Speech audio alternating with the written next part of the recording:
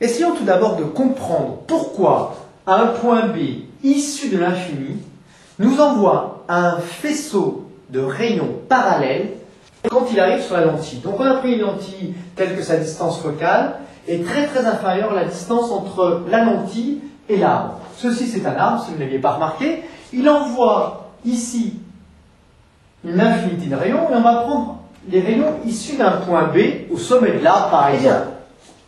On va prendre ce balai qui nous permettra de tracer des rayons. Donc tous les rayons issus du point B n'arrivent pas évidemment sur la lentille. J'en ai fait un ici. Si on fait un second, eh bien, on voit que ce second rayon ici arrive pratiquement parallèle par rapport à l'autre, et ainsi de suite. Donc tous les rayons qui arriveront sur la lentille arriveront tous parallèlement les uns aux autres. Alors, il y en a certains, évidemment, par exemple celui-ci, qui n'arrivera pas, qui ne sera pas parallèle aux autres, mais celui-ci ne traversera pas effectivement la lentille. De la même façon, si un point de l'arbre est positionné de telle façon qu'il envoie des rayons dans ce sens-là, qui sont confondus, donc celui-ci par exemple avec l'axe optique, eh bien tous les rayons issus de ce point A, placés sur l'axe optique, on verra un faisceau de lumière parallèle, ici, sur la lentille. Alors on va dessiner ça parce que c'est un petit peu flou tout ça. Hein.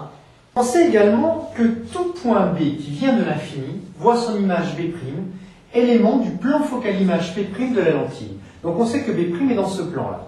Maintenant, où est-ce qu'il se trouve réellement? Eh bien, il suffit de tracer un autre rayon qui vient du point B, qui vient dans l'infini. Autrement dit, ce rayon, il est forcément parallèle au premier rayon. Et on va le faire passer par O. Celui-ci, on sait qu'il n'est pas dévié. Voilà. Donc, finalement, où va se trouver le point B'? Ben, dans le plan focal P', ici.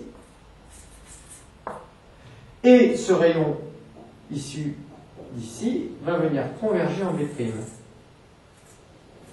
Donc, le point B', eh bien, l'image du point B par la lentille convergente.